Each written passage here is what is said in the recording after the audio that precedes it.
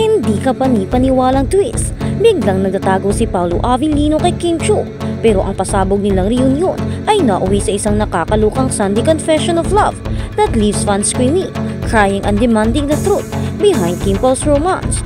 Kung bago ka lang sa channel na ito, huwag kalimutang mag-like, share, comment, and subscribe. Ang mga kwento ng pag-ibig sa showbiz ay bihirang ordinaryo, ngunit pagdating kina Paolo at Kimi, tinawag na Kim Pao ng kanilang loyal fans.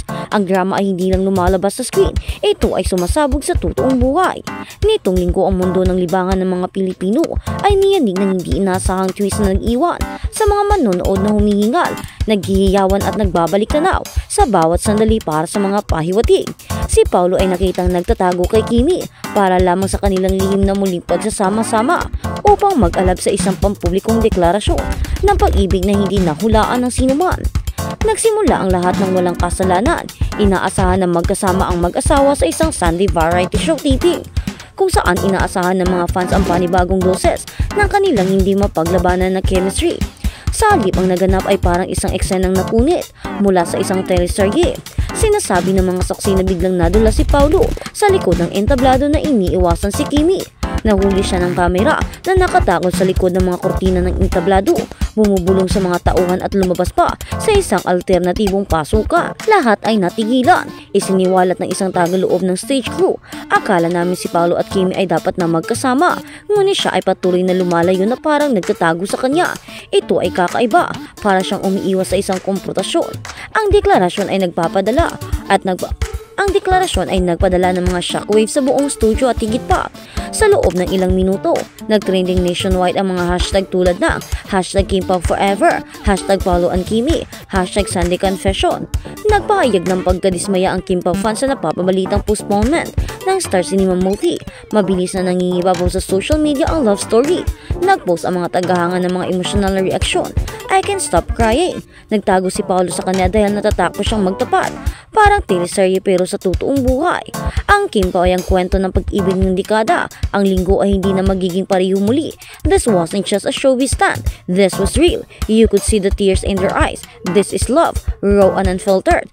Ang misteryoso sa likod ng pagtatago ni Paolo, habang ang romantikong pag-amin ay nagnakaw ng mga headline.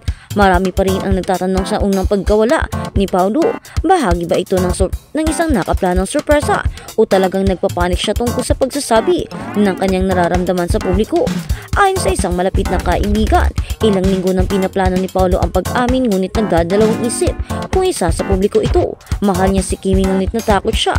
Ang pagsisiwalat ng kaibigan, iyon ang dahilan kung bakit siya umiwas sa kanya bago ang palabas. Hindi niya nais na maginala siya ng anuman. Gusto niyang maging isang kabuuang sorpresa. At isang sorpresa iyon.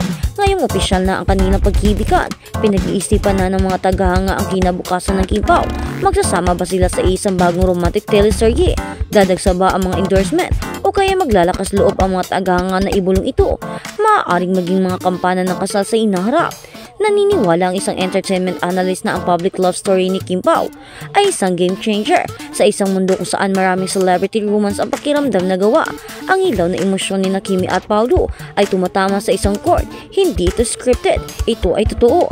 At iyon ang dahilan kung bakit ang mga tao ay nahuhumali. Maging ang mga kilalang tao ay nakiisa sa usapan. Isang kilalang talk show host ang nag-tweet, "I've seen a lot of love themes, but what Paolo did for Kimi today is unforgettable. This is what true love." Kung ikaw ay isang diehard fan o isang casual na taga-masid, hindi maikakaila na ngayong linggo ay mawawala sa kasaysayan ng entertainment sa Pilipinas. Ang nagsimula bilang isang nakakalito na misteryo, pagtatago ni Paolo kay Kimi ay nagwakas bilang isa sa mga pinakaromantikong nakakapigil hiningang mga kasandali na nasaksihan sa live na telebisyon. Hindi lang kinumpirma ni Kimi at Paolo ang kanilang relasyon, ginawa nila itong palabas ng pagsinta, takot, kahinaan at pagmamahal. At kung isang bagay ay tsak, ito ay kwento ng Kim Pao ay nagsimula pa lamang. Habang patuloy na hinihiwalay ng mga tagahanga ang bawat sandali, isang bagay ang malinaw. Kung minsan ang mga nakakagulat na pagkawala ay humahantong sa mga hindi malilimutang reunion. At para sa Kim Pao, hindi lang twist sa kanilang love story ang kanilang Sunday Confession. Ito ang simula ng bagong chapter na nangangako ng higit pang drama, romance at sorpresa. At sa kabilang banda, Kim Chiu napapawi ang lungkot. kapag kasama niya si Paolo Avellino. Si Kim Chiu ay talagang tila blooming at masayang-masaya kapag kasama niya ang aktor na si Paolo Avellino. Kitang-kita ang kasiyahan ni Kim Chiu sa bawat event at okasyon na kanilang pinupuntahan at pinagsasaluhan. Ayon sa mga tagahanga, wala raw dull moment kapag magkasama ang dalawa. Bukod sa kanyang kahusayan sa pag-arte, kilala rin si Paolo Avellino sa kanyang pagiging maginoo at malambing na personalidad. Ang mga katangian ito ang maaaring dahilan kung bakit komportable at masaya si Kim Chiu kapag kasama niya si Paolo Avellino. Ang pagiging maginoo at malambing ni Paolo Avellino ay nagpapakita ng kanyang kagandahang asal at pagiging maalalahanin sa kanyang mga kasamahan. Ito ay isang katangian na hinahangaan ng marami at tila nagiging dahilan ng kasiyahan at komportableng pakiramdam ni Kim Chiu kapag nasa tabi niya si Paolo. Sa tuwing magkasama sila sa mga event at proyekto, tila nagbibigay ito ng positibong epekto sa buhay ni Kim Chiu. Makikita ang kasiyahan at pagkamangha ni Kim sa mga sandaling magkasama sila ni Paolo Avellino, hindi lang sa kanyang kahusayan bilang aktor, kundi pati na rin sa kanyang kabaitan at likas na malumanay na personalidad. Tila nagiging inspirasyon si Paolo sa kanyang mga kasamahan at taga-suporta.